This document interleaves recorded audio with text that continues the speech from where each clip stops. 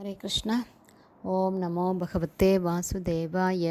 நாராயணம் நமஸ்கிருத்யம் நரம் சைவ நரோத்தமம் தேவீம் சரஸ்வதீம் யாசம் ததோ ஜெயம் உதீரயேத்.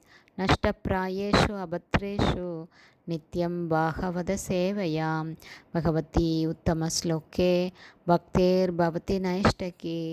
முகம் கரோதி வாச்சாலம் பங்கும் லங்காய தே கிரிம்.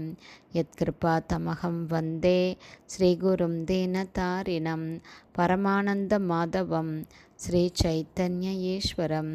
ஹரே கிருஷ்ணா. ஸ்ரீமத் பாகவதம் ஸ்கந்தம் 10 அத்தியாயம் 1.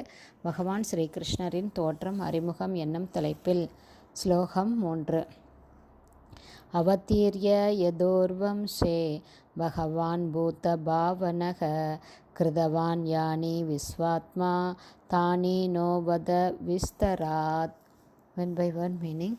அவதீர்ய அவதரித்த பின், யதோ வம்சே யது வம்சத்தில், பகவான் பரமபுருஷ பகவான் கிருஷ்ணர் பூதபாவன பிரபஞ்ச தோற்றத்திற்கு காரணமானவர், கிருதவான் நிறைவேற்றினாரோ, யானே எதையெல்லாம் செயல்கள், விஸ்வாத்மா புனு பிரபஞ்சத்தின் பரமாத்மா, தானே அவ்வெல்லா செயல்கள், எங்களுக்கு வத அன்புடன் கூறி அருளுங்கள், விஸ்தராத் விவரமாக.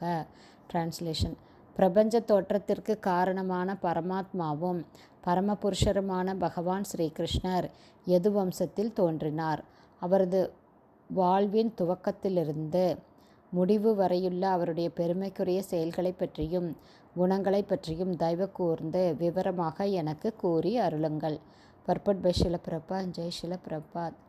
பகவான் கிருஷ்ணர் பூமியில் இருந்த பொழுது நிகழ்த்திய எல்லா செயல்களும் மனித சமூகத்திற்கு நன்மையளிப்பவையே என்பதை இந்த பதத்திலுள்ள கிருதவான் யானே என்னும் சொற்கள் சுட்டி காட்டுகின்றன. ஆன்மீகவாதிகளும் தத்துவவாதிகளும் பொதுமக்களும் பகவான் கிருஷ்ணரின் செயல்களை பற்றி கேட்பதாலேயே முக்தியடைய முடியும். நாம் ஏற்கனவே கூறியிருப்பது போல இருவகையான கிருஷ்ண கதைகள் உள்ளன. ஒன்று, தம்மை பற்றி பகவான் ஸ்ரீ கிருஷ்ணரே பேசிய பகவத்கீதை. மற்றது ஸ்ரீ கிருஷ்ணரின் பெருமைகளை பற்றி சுகதேவ கோஸ்வாமியால் பேசப்பட்ட ஸ்ரீமத் பாகவதம். கிருஷ்ண கதையில் சிறிதளவேனும் ஆர்வம் கொண்டுள்ளவர் உண்மையில் முக்தியடைந்தவர் ஆவார். கீர்த்தனாத் ஏவ கிருஷ்ணஸ்ய முக்த சங்கக பரம் விரஜேத் என்று ஸ்ரீமத் பாகவதம் 12வது ஸ்கந்தம் 3வது அத்தியாயம் 51வது பதம் கூறுகிறது. கிருஷ்ண கதையை பாடுவதால் அல்லது மறுபடியும் சொல்வதாலேயே கலியுகத்தின் கெடுதல்களிலிருந்து ஒருவன் விடுபடுகிறான். எனவே சைத்தன்ய மகாபிரபு இவ்வாறு கூறுகிறார். யாரே தேக்க தாரே கஹ கிருஷ்ண உபதேச. சைத்தன்ய சரிதாமிர்தம் 7.128 கூறப்பட்டுள்ளது. இதுதான் கிருஷ்ண உணர்வின் குறிக்கோளாகும்.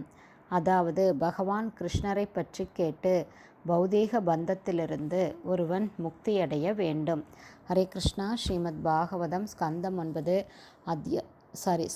10 அத்தியாயம் 1. பகவான் ஸ்ரீகிருஷ்ணரின் தோற்றம் அறிமுகம் என்னும் தலைப்பில் பதம் 3 ஸ்ரீல பக்திவேதாந்த சுவாமி பிரபுபாதாவின் விளக்க உரை இத்துடன் நிறைவடைந்தது. ஹரே கிருஷ்ணா. குருதேவுக்கு ஜெயம்.